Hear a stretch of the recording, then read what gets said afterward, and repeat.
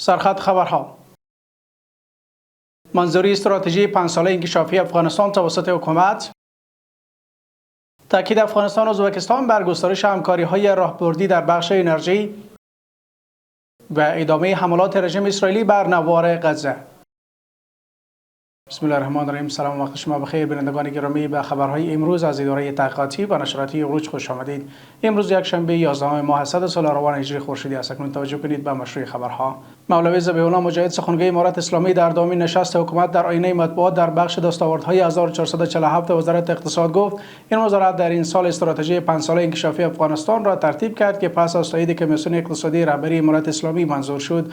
آقای مجاهد همچنان افزود وزارت اقتصاد در این مدت در زمینه ترتیب طرح تسهیل جلب و جذب سرمایه‌گذاری مستقیم خارجی، چارچوب‌های رشد صنایع کوچک و متوسط، رشد گردشگری بومی، زراعت پایدار، ایجاد مناطق صنعتی، رشد اقتصادی، صنعت و زراعت، جلب سرمایه‌گذاری‌ها، ایجاد فرصت‌های شغلی، کاهش وابستگی به واردات و حمایت از تولیدات داخلی کشور گام‌های عملی برداشته است.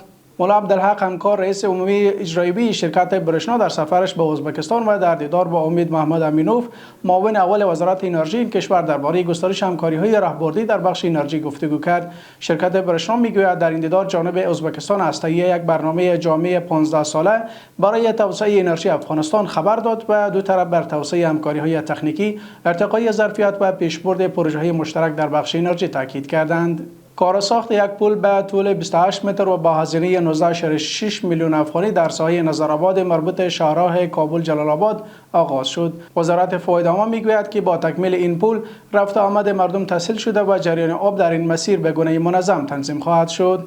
و در خبر آخرم رویترز به نقل از مقام‌های صحی غزه گزارش داده است که در حملات تازه هوایی رژیم اسرائیل بر نوار غزه دست کم 4 فلسطینی شهید شدند. بر اساس این گزارش جنگنده‌های رژیم اسرائیل در حملات جداگانه بخش‌های از شهر غزه و دیر البلح را هدف قرار دادند.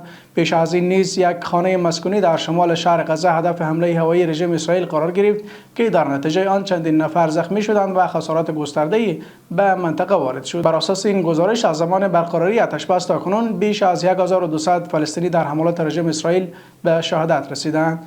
بینندگان گرامی این بود خبرهای امروز که تقدیمتان شد. از توجه و همراهیتان جهان سپاس. خدا نگهدار.